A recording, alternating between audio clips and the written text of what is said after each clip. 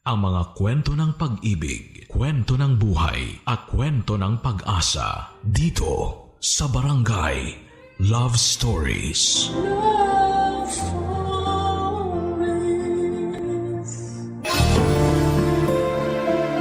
Walang perpektong pamilya at wala ring perpektong magulang. Pero hindi kasama sa pagiging hindi perpekto ang pabayaan ng magulang ang kanilang mga anak. Ikaw kabarangay, handa ka bang magbigay ng kapatawaran sa magulang mo na hindi nagbigay ng tamang pagmamahal para sa iyo?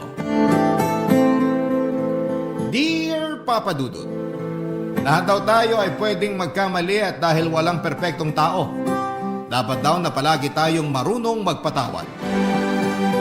Pero hindi lahat ng kasalanan o pagkukulang ay madaling kalimutan, lalo na kung nag-iwan ito ng malalim na sugat sa mga puso natin. Magandang tanghali po sa inyong lahat at sa lahat ng kabarangay natin na nakikinig ngayon. Itago niyo na lamang po ako sa pangalang Alain, 27 years old at nagtatrabaho sa isang insurance company dito sa Mandaluyong.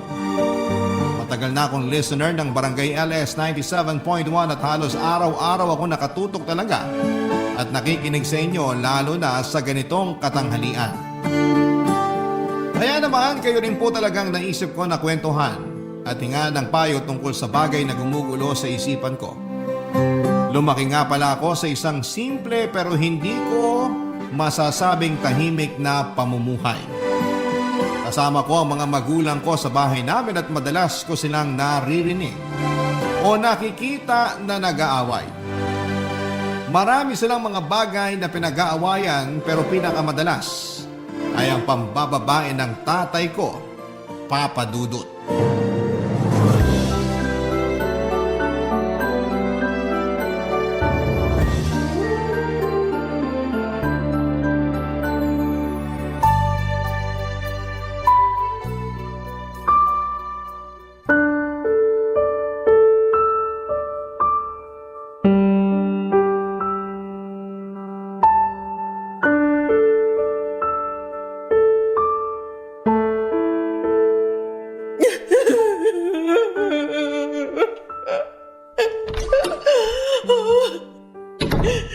Nay, ano pong hapunan natin?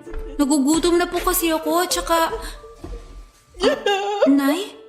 Umiiyak po ba kayo? Nay, ano pong nangyari? Bakit po kayo umiiyak? Alain! Ang tatay mo!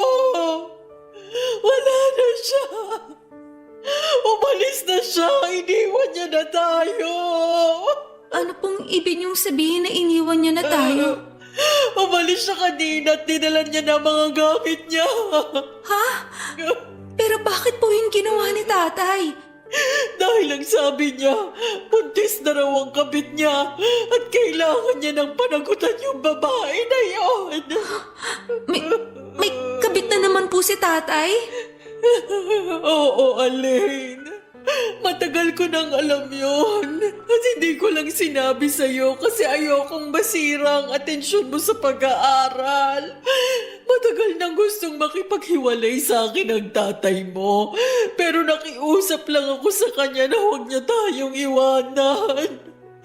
Na okay lang sa akin kahit may kabit siya. Basta uuwi pa rin siya dito sa bahay natin. Sabi ko naman po sa inyo dati pa eh. Na kung hindi na kayo masaya kay tatay, okay lang po sa akin na maghiwalay na kayo. Pero bakit naman po pumayag pa kayo na lokohin niya kayo ng paulit-ulit?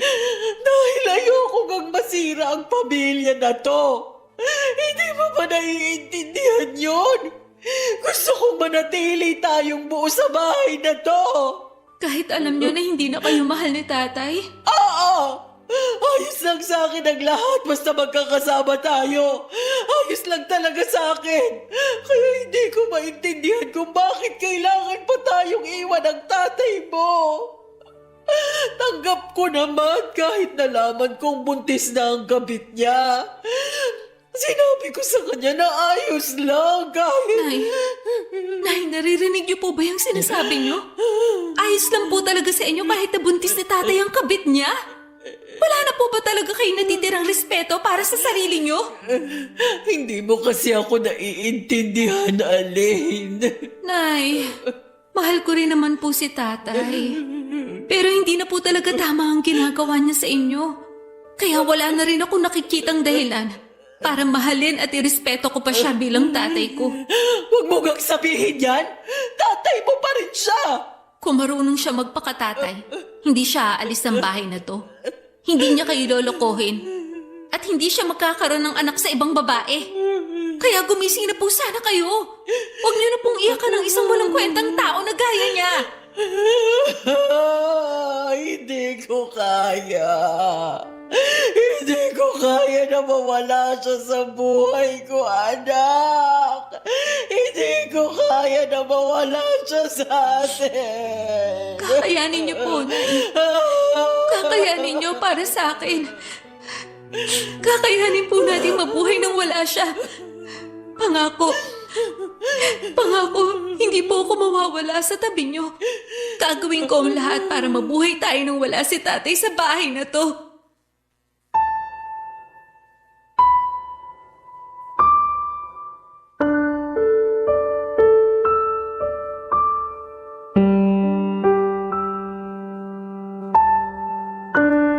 Papa Dudut, hindi yun ang unang beses na ng babae si tatay, pero yun ang unang beses na iniwan niya kami para sa ibang babae.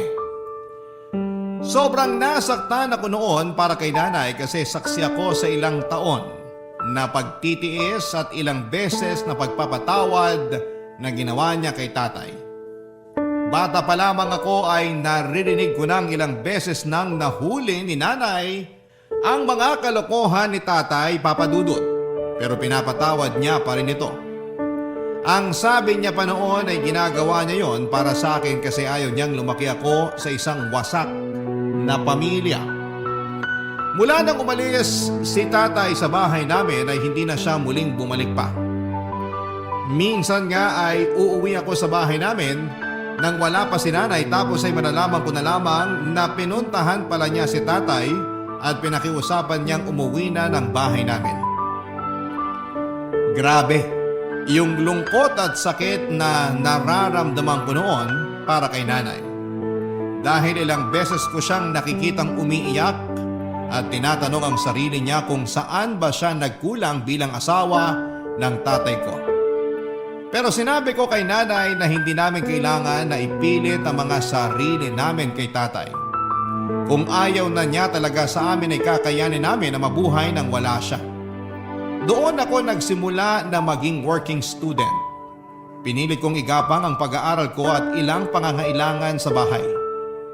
Kaya lang ay nagkasakit naman si nanay at kinailangan namin ng pera dahil na-confine siya sa ospital. Labag man sa loob ko.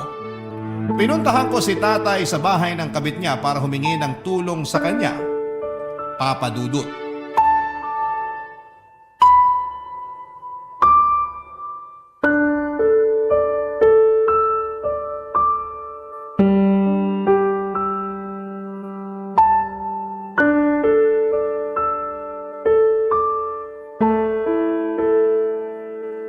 Tao po! Tao po! Tay, nandito po ba kayo? Tao po! Oh, Aling, anong ginagawa mo dito? Tay, gusto ko po kasi kayo makausap. Paano mo nalaman kung saan ako nakatira? Nakita ko po sa maliit na notebook ni nanay na palagi niyang dala kapag umaalis siya ng bahay. Bakit ka ba nandito? Kailangan ko po kayo makausap, Tay. Umalis ka na dahil wala naman tayo dapat pag-usapan. Kailangan ko po ng tulong niyo, Tay. Nasa ospital po si nanay at kailangan na maoperahan siya agad. Hindi ako doktor, kaya bakit ako pinuntahan mo? Dahil kailangan ko po ng pera at hihingi po sana ako ng tulong sa inyo. Pasensya na pero wala akong pera, kaya makakaalis ka na. Tay, nakikiusap ako. Huwag niyo muna akong pagsaraduhan ng pinto. Sinabi ko na nga na wala akong mapapala sa akin, di ba? Kaya umalis ka na, Aling! Tay, hindi ko naman po talaga gustong pumunta dito sa bahay niyo eh. Ayun naman pala eh! Bakit ayaw mo pang umalis? Baka maabutan ka pa ng... Nang ano? Nang kabit mo? Umalis ka na. Hindi talaga kita matutulungan dahil marami rin kaming gastusin dito sa bahay. Tay, nakikiusap po ko. Wala na po kasi talaga akong ibang malapitan. Pero wala nga akong kahit anong tulong na maibibigay sa'yo. Buntis sa kinakasama ko. Kaya gipit din kami sa pera ngayon. Gipit? Talaga? O sadyang wala ka na lang talagang pakialam kay nanay? Tay, baka nakakalimutan niyo na mag-asawa pa rin kayo ni nanay. Nag-usap na kami ng nanay mo. At alam niyang wala na akong responsibilidad sa kanya dahil tapos na ang lahat sa aming dalawa. At kasama po ba ako sa sinasabi niyong responsibilidad? Kahit hanggang ngayon at kahit kailan, hindi na magbabago na anak mo pa rin ako. Bakit hindi kayo makasagot? Kasi nahihiya kayong aminin na tinalikuran niyo na pati ang pagiging tatay niyo sa akin? Tay, hindi naman po talaga ako pumunta dito bilang anak niyo. Dahil mula nung umalis kayo sa bahay, tinanggap ko nang wala na akong tatay. Pumunta ako dito bilang anak ni nanay na humihingi ng tulong para sa kanya. Pero mukhang wala rin talaga ako mapapala dito dahil napakatigas ng puso niyo. Mali pala. Wala pala talaga kayong puso. Umalis ka na. Dahil ayoko maabutan ka pa rito na kinakasama ko. At baka makasama pa sa pagbubuntis niya kapag nakita ka niya. Buti pa sa pinagbubuntis ng kabit niyo, concerned kayo. Pero sa akin na anak niyo kay nanay, wala talaga kayong pakialam. Dahil alam kong kaya mo na ang sarili mo. Kakayanin ko kasi wala na talaga akong tatay. Kakayanin namin ni nanay na wala ka na sa buhay namin. At tandaan niyo, ito ang kahuli-hulihang pagkakataon na ituturing ko kayong tatay ko.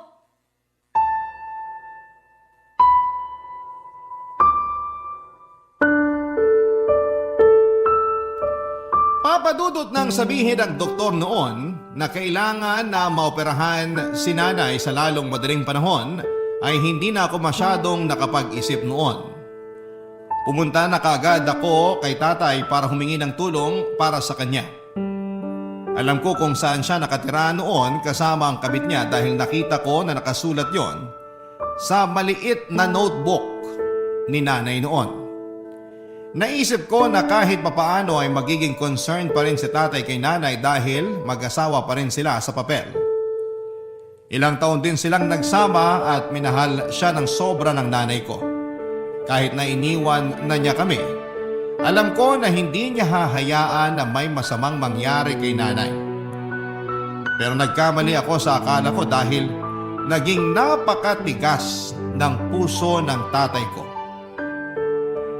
At kahit na anong pakiusap o pagmamakaawa ang gawin ko noon, ay talagang tiniis ako ni tatay na hindi tulungan sa panggastos para sa operasyon ni nanay. Papadudod, hindi ako makapaniwala na wala na talagang natira ni katiting na pagmamahal si tatay para kay nanay. Mabuti na lamang at nahingan ko ng tulong noon ang isa kong kaklase at pinahiram niya ako ng pera para sa operasyon ng nanay ko ng mga panahong kailangan namin ng tulong. Papadudot. Barangay Love Stories. Barangay Love Stories. Papadudot, yung araw na humingi ako ng tulong kay tatay para kay nanay ay ang araw na kailanman ay hindi ko makakalimutan sa tanang buhay ko. Sa ilang taon na pagsasama ng mga magulang ko noon ay walang ibang ginawa si nanay kung hindi ang mahalin si tatay. Kahit nagtatrabaho si tatay ay tumatanggap pa rin ng labada noon si nanay para may ambag siya sa panggastos sa bahay. Hindi rin kasi buo ang ibinibigay ni tatay na sahod noon kay nanay, na sa kalahati lang o minsan nga ay mas maliit pa doon. Palaging sinasabi ni tatay na marami silang ginagastos sa trabaho o binabayaran na utang. Ayun pala ginagastos niya yon sa kabit niyang ibinahay niya, Papadudot. At pagkatapos niya akong hindi tulungan na maoperahan si nanay ay tinatako na talaga sa isipan ko na patay na ang tatay ko. Naging maayos naman si nanay pagkatapos ng kanyang operasyon at mula noon ay naging mas porsigido ako sa pagtatrabaho at pag-aaral. Dahil hindi ko na pinayagan si nanay na tumanggap ng labada, nagdagdag ako ng oras sa part-time job ko para mapagkasya ang sinasahod ko sa lahat ng mga gastusin namin. Pilit kong pinagkakasya ang oras ko sa trabaho, pag-aaral, at konting pahinga, Papa Dudut.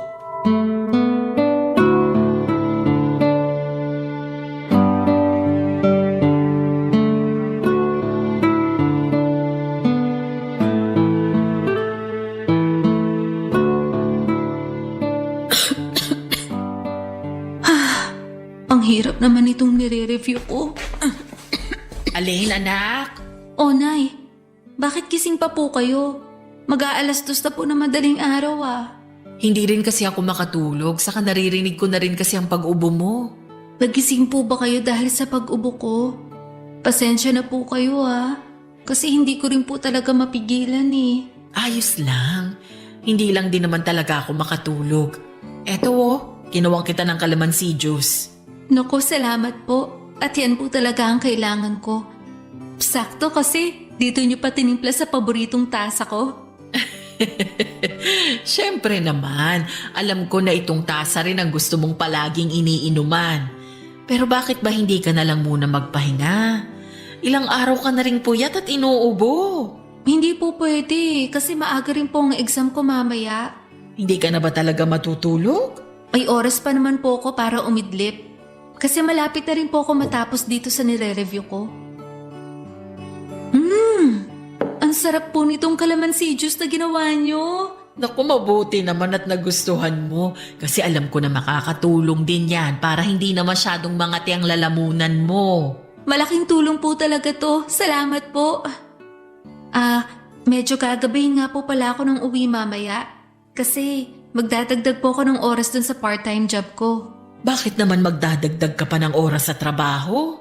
Nagpaalam po kasi yung isang katrabaho ko na hindi siya makakapasok mamaya eh. Dahil masama yung pakiramdam niya. Ako na po nag-volunteer na saluhin yung shift niya. Masama din naman ang pakiramdam mo. Kaya dapat hindi mo na ginawa yun. Konting pahinga lang naman po ang kailangan ko pagkatapos ng klase ko. At saka, bayaran na rin po kasi ng bills natin para sa tubig at kuryente eh. Kaya kailangan ko rin po talaga magdagdag ng oras sa trabaho. Pasensya ka na anak ha. Wala na akong naitutulong halos dito sa bahay. Ano po ba yung sinasabi niyo, Nay? Halos wala na nga po akong ibang ginagawa dito sa bahay kundi mag-aral at magpahinga. Dahil lahat ng gawaing bahay inaasikaso niyo na po. Ayun lang naman kasi ang pwede kong gawin. Kasi ayaw mo na akong payagan na tumanggap ng labada. Kasi po baka makasama pa sa katawan niyo. Di naman ako magpapakapagod sa paglalaba, Alin. Kaya ko pang tumanggap ng labada para kahit papaano. Nay, pinag-usapan na po natin to, di ba? Oo na. Ang gusto ko po, nandito lang kayo palagi sa bahay. At kung kikilos man kayo, yung mga gawain lang dito sa bahay. Ayoko na po na masyado niyong pinapagod ang sarili niyo. Pero nahihiya na kasi ako sa'yo, anak. Tignan mo nga ang sarili mo, oh. Ang payat-payat mo na kasi palagi kang pagod at puyat sa trabaho at sa pag-aaral mo. Nag-diet lang po talaga ako, Nay. Hindi po to dahil sa pagod o puyat. Kaya wag po kayo masyado mag-alala sa akin. May konting ubo lang po ako ngayon pero ayos lang po talaga ako. Alam ko naman po na hindi talaga madali ang sitwasyon natin ngayon. Wag po kayong mag-alala. Gagawin ko po talaga ang lahat para makatapos ako sa pag-aaral. At mas magiging maayos ang buhay natin. Papa Dudut, ginawa ni Nanay ang lahat para makatulong sa akin. Nung una nga ay ayaw niya pang pumayag nang sabihin ko sa kanya na huminto na siya sa pagtanggap ng mga labada. Ayaw niya raw kasi na maging pabigat sa akin. Sinabi ko kay Nanay na kahit kailan ay hindi siya naging o magiging pabigat sa akin. Kaya sa huli pumayag na rin siya sa pakiusap ko na hindi na tumanggap ng labada. Pero kahit na hindi na tumatanggap si Nanay ng labada ay grabe naman ang pag-aasikaso na ginagawa niya sa akin noon. Kapag nasa bahay ako ay sinisigurado ni Nanay na may maihahanda siyang pagkain para sa akin. Inaasikaso niya rin ang mga gamit o uniform ko na para sa school o sa trabaho. At madalas na hinihintay niya pa akong makauwi ng bahay para sabay kaming kumain. Mga Mga simpleng bagay na ginagawa niya pero sobrang na-appreciate ko talaga, Papa Dudut. Kaya naman para sa kanya din talaga lahat ng pagsusumikap ko noon na makatapos ng pag-aaral ko, Papa Dudut.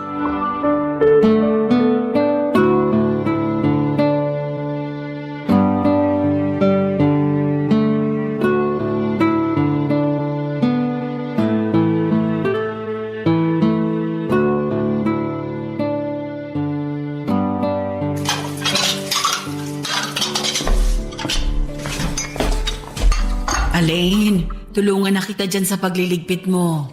Ayos lang po, Nay. Patapos na rin po ako dito. Sigurado ka ba? Opo, kasi mga baso na lang naman yung binabanlawan ko dito. Okay. Sige, pero napagod ka ba kanina sa pag-aasikaso ng mga bisita para sa celebration natin ng graduation mo? Hindi naman po, Nay. Kayo nga po ang iniisip ko kasi alam ko na kayo ang mas napagod. Dahil sa mga ginawa niyong pagluluto ng mga pagkain para sa handa ko. Sabi ko naman po kasi sa inyo mag-order na lang tayo ng mga pagkain eh. Mas makakamura kasi tayo kung ako ang magluluto. At yun naman ang nangyari, di ba? Malaki ang natipid natin kanina dahil ang mura ng mga gulay at karne na binili ko. Binenta ng mga suki ko ng mas mura ang mga paninda nila sa akin nung sabihin ko na para sa'yo yon, para sa graduation celebration natin ang pagtatapos mo sa pag-aaral. Talaga po, Nay? Oo. Nakakatuwa naman po sila. Sakto nga lang din po yung niluto nyo eh kasi konti lang yung mga bisita natin kanina. Sabi ko naman kasi sa'yo, imbitahan mo lahat ng kaklase mo para malaman nila kung gaano kasarap magluto ang nanay mo. Alam naman na po yun ng mga kaklase ko kasi madalas nyo akong pinapabaunan ng pagkain para sa lunch ko. At saka, busy rin po yung mga yon kasi may celebration din ngayon sa mga bahay nila. Pero thank you po kasi ang aga nyo pong nagising kanina para mamalengke at mag-asikaso ng mga lulutuin. Wala yun, anak. Hindi rin naman ako masyadong napagod. Sigurado po ba kayo? Parang narinig ko po kasi kanina na sinabi nyo kay Ninang na medyo sumasakit ang balakang nyo. Anak, hindi naman yun dahil sa ginawa kong pagluluto sa buong umaga. Sadyang tumatanda na rin talaga ang nanay mo. Kaya may mga ganito na akong pananakit ng katawan na nararamdaman. Kaya nga po ayoko na masyado kayo nagpapakapagod dito sa bahay. Kapag talaga yumaman tayo, ikukuha ko na kayo ng kasambahay. Ay nako, ayan naman ang hindi ko papayagan na gawin mo. Kasi ayoko talaga ng may ibang tao dito sa bahay natin. Hindi ako komportable na may estranghero tayong kasama dito. Para mas mapagaan naman ang kasambahay ang mga gawain niyo dito. Ay hindi ka rin sigurado doon, anak. Kasi baka mamaya wala pang masyadong alam na gawaing bahay ang makukuha mo. Saka hindi tayo sigurado at baka ipahamak pa tayo niyan. Alam mo naman ang panahon ngayon, nagkalat ang mga mapagpanggap at masasamang tao. Ang dami kayang nababalita sa TV at radyo ngayon na mga kasambahay mismo nila ang nagnanakaw o gumagawa ng masama sa mga amo nila. Siyempre hindi po kukuha ng hindi mapagkakatiwalaan ng kasambahay. Ano naman ang magiging basihan mo dyan, Aber? Yung mukha nila. Yung mga dokumento na pwede at madali lang gawa ng pekeng kopya. Basta anak, ayoko ng kasambahay o kahit na sinong hindi natin kilala na makakasama dito sa bahay. Sige po, Nay, kayo po ang masusunod. Kasi kayo pa ang reyna ng bahay na to eh. At sa oras na makahanap ako ng trabaho, ipaparamdam ko naman po sa inyo kung paano mabuhay ng parang isang reyna. Papa Dudut, aaminin ko na noong nag-working student ako ay may mga oras na parang gusto ko nang sumuko. Napapatanong ako sa sarili ko kung bakit kailangan na pagdaanan ko ang ganong kabigat na mga pagsubok ng buhay. Bakit kailangan na bigyan ako ng tatay ko or bigyan ako ng tatay na kagaya ng tatay ko, pero dahil sa nanay ko ay palagi at pilit akong nagpapakatatag noon. Siya ang ginawa kong lakas at inspirasyon para hindi ako sumuko. Iniwan man kami ni tatay noon, mag-isa kong itataguyod ang buhay namin ni nanay. Tutuparin ko lahat ng mga pangarap namin kahit kaming dalawa na lamang ang magkasama sa buhay. Hindi madali pero kinaya kong gawin lahat ng yon. Kinaya ko kasi palaging nasa tabi ko si nanay. at pinaparamdam ang kanyang suporta, pag-aalaga at pagmamahal. Kaya naman nang makatapos ako ng pag-aaral, alam ko sa sarili ko na si nanay lang ang dahilan kung bakit at paano ko yon nagawa. Siya nag-iisang dahilan para pilit kong abutin ang mga pangarap ko noon sa buhay ng mag-isa. Papa Dudut. Barangay Love Stories. Barangay Love Stories. Papadudot nang makatapos ako ng pag-aaral ay mas naging porsigido ako sa buhay. Nag-apply kaagad ako papadudot ng ibang trabaho at madali naman akong natanggap. Nagpakitang gilas din talaga ako sa trabaho kaya naman mabilis akong na-promote. Unti-unti ay naramdaman kong gumagana ang buhay namin ni nanay. Hindi na kami nagigipit sa pera at hindi na rin kami masyadong nagtitipid pagdating sa mga gastusin sa bahay. Madalas na rin kaming kumakain sa labas kahit na walang okasyon noon. Nagawa ko na nga rin noon na iparenovate ang ilang bahagi ng bahay namin. Nakabili ako ng bagong appliances at furnitures tapos ay naipapasyal ko pa si nanay sa iba't ibang lugar sa Pilipinas. Palagi ko rin binibigyan ng pera si nanay para panggastos niya sa sarili niya. Pero dahil hindi naman maluho ang nanay ko ay palagi niya lang ding iniipon ang ibinibigay ko sa kanya. Gusto ko lang din talagang iparamdam kay nanay na malas man siya sa lalaking napangasawa niya, ay suwerte naman siya sa naging anak niya, Papa Dudut.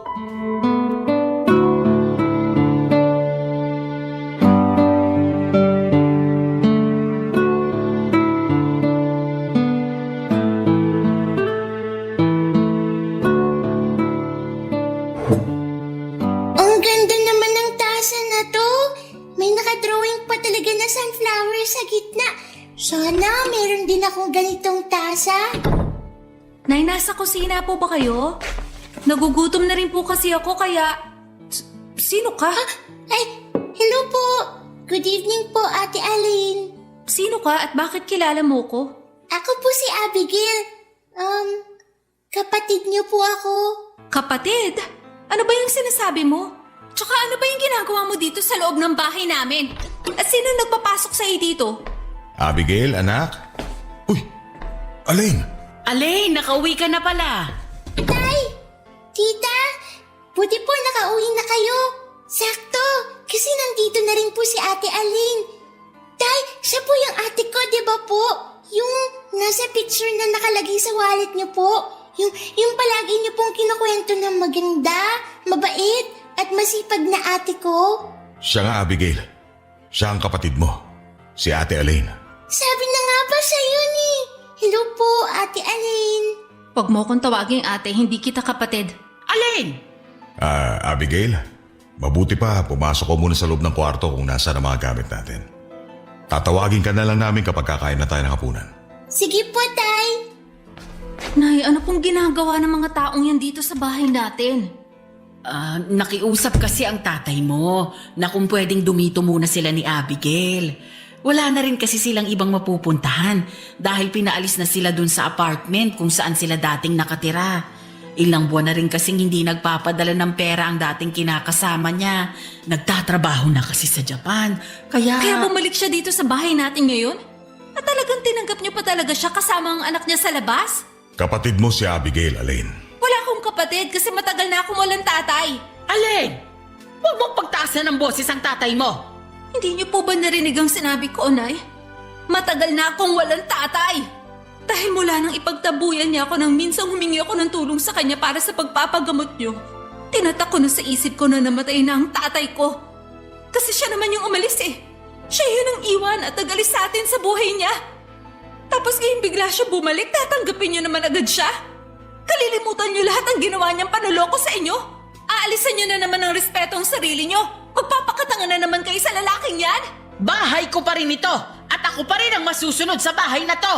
Kaya sa ayaw at sa gusto mo, dito muna titira ang tatay at kapatid mo. Papa Dudut, pakiramdam ko ay parang bumalik bigla lahat ng galit sa puso ko. nang muli kong makita si tatay sa loob ng pamamahay namin. Bumalik bigla sa isipan ko yung pang-iiwan na ginawa niya kay nanay at pagtataboy sa akin noong humingi ako ng tulong sa kanya. Naramdaman ko ulit ang sama ng loob sa kanya dahil sa paulit-ulit na pangangaliwa niya kay nanay. Gustong gusto ko talaga siyang paalasin noon pero hindi ko magawa kasi si nanay na mismo ang nagpatuloy sa kanya sa bahay namin. Papadudot sa ilang taon na pilit kong ginapang ang pag-aaral ko at buhay namin ni nanay nakatatak sa isipan ko na patay na si tatay. Dahil alam ko naman na noon na wala na akong kahit na anong aasahan mula sa kanya. Inalis niya kami sa buhay niya kaya dapat na rin namin siyang alisin sa buhay namin. Yung mga plano ko noon ay para sa aming dalawa na lamang ni nanay.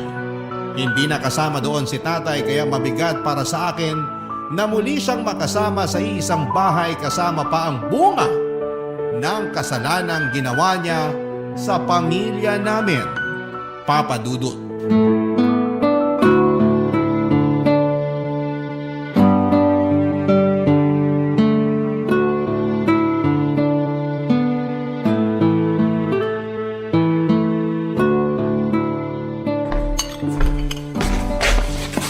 Tita, ano pong ginagawa niyo? Pinagtitimpla ko ng kape ang kapatid mo. Kasi hanggang dito sa bahay, nagtatrabaho pa rin siya kahit araw ng Sabado. Ang sipag nga po magtrabaho ni Ate Alin. Palagi na lang siyang nakaharap sa laptop niya. Pero, alam niyo po, ang ganda talaga ng tasa na to. Nagustuhan mo ba yan? Opo, ang cute kasi ng sunflower na nakadrawing dito sa tasa. Paboritong tasa yan ng ate mo. Talaga po? Oo, ito yung madalas na gusto niyang paglagyan ng mga tinitimpla ko sa kanyang inumin. Regalo ko rin sa kanya ito noong 15th birthday niya. At mula noon, ito na yung naging paboritong tasa niya. Kaya po pala parang espesyal sa kanyang tasa na yan. Ganun na nga, pero huwag kang mag-alala. Ibibili rin kita ng ganyan kapag may nakita na ako sa palengke. Yay! Thank you po, tita. Pero, okay lang po ba kung ako nang magdala ng kape ni Ate Aline sa kanya? Sigurado ka? Gusto mong ikaw ang maghatid nito sa Ate Aline mo? Opo, okay lang po ba? Oo naman, sige. Eto, dalhin mo na tong tasa ng kape sa sala kasi andun ang kapatid mo. Sige po, ako na pong bahala dito. Salamat, Abigail. Pupunta lang din ako sa likod ng bahay. Tutulungan ko ang tatay mo sa paglilinis doon. Dadalhin ko na rin po tong tasa ng kape ni Ate Aline. Aray! Oh, hala, nabitiwan ko yung tasa ng kape ni Ate Aline. Ano yung nabasag? Teka, paboritong tasa ko yan ah! Ate Aline, sorry po. Nabitiwan ko yung tasa ng kape kasi hindi ko po napansin na may tsinelas pong nakaharang sa dadaanan ko. Pero hindi naman po ako nasaktan kasi malayo sa paa ko. Ano ba sa tingin mo ang ginagawa mo? Hindi mo ba alam na regalo pa sa akin ni nanay ang tasang yan? Tapos babasagin mo lang? Ate Aline, hindi ko naman po talaga sinasadya. Sorry po. Anong hindi mo sinasadya? Halika nga dito! Aray ate, nasasaktan po ako.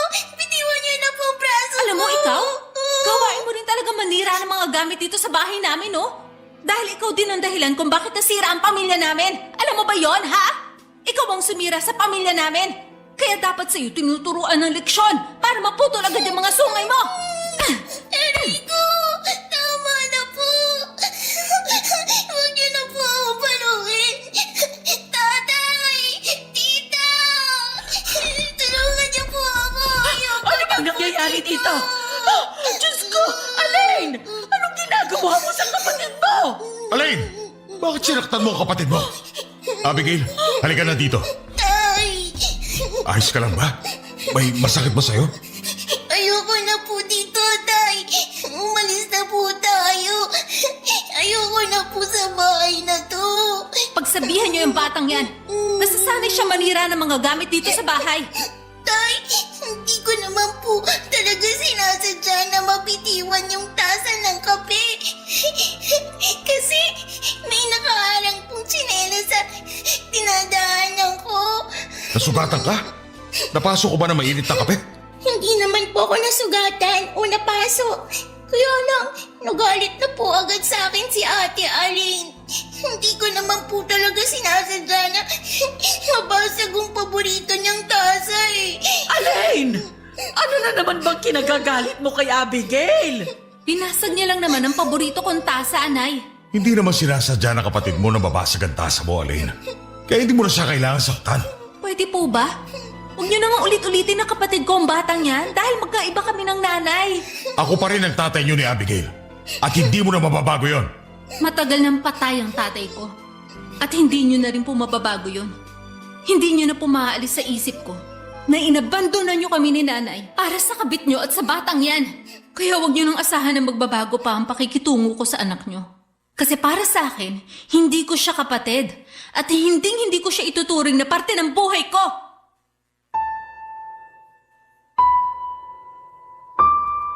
Papa Dudut, tutol talaga ako sa muling pagbabalik ni tatay sa bahay namin tapos ay sinama niya pa ang anak niya sa kabit niya.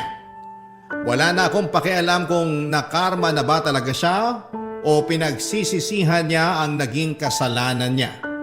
Dahil ilang taon siyang walang naging pakialam sa amin. Kahit sinabi niya na gusto niyang makabawi sa amin o sa akin na anak niya ay hindi na kailangan dahil hindi na maibabalik pa yung panahon na naghirap kami ni nanay ng dahil sa kanya. Matagal na pong patay si tatay para sa akin. Kaya wala na akong balak noon na makipag-ayos pa sa kanya.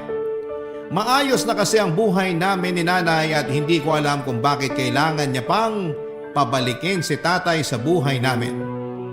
Pero kahit magkasama kami sa isang bahay ay hindi ko sila gaanong kinikibo ng anak niya.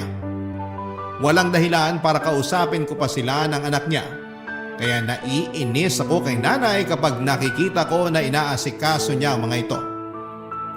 Nung una nga ay pareho pa si tatay at Abigail na nasa bahay lang pero dahil sa pagpaparinig sa mga gastusin sa bahay ay muling nagtrabaho si tatay bilang barker sa malapit na sakayan ng jeep. Napakabigat din ang loob ko noon kay Abigail dahil siya ang bunga ng pagkakasalang nagawa ni tatay kay nanay. Alam ko na walang kasalanan ng bata pero hindi ko pa rin maalis ang bigat na nararamdaman ko para sa kanya.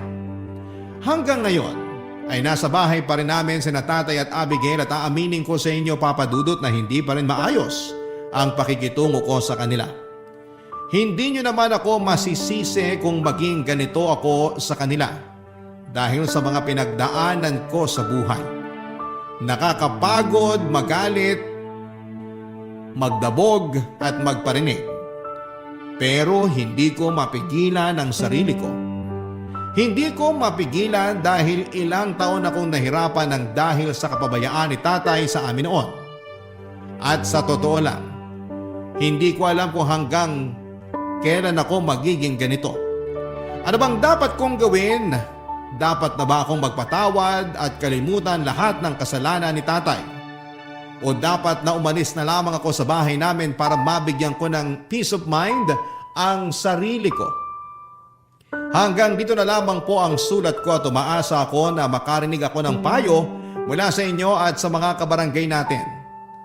Ang inyong forever kapuso at kabarangay, Aling. Barangay Love Stories. Barangay Love Stories. Anong say mo sa Barangay Love Stories na ito? Pagkwentuhan natin sa comment section yan. Nagustuhan ng iyong napakinggan? Ituloy yan via live stream sa www.gmanetwork.com/radio. Barangay LS 97.1 forever.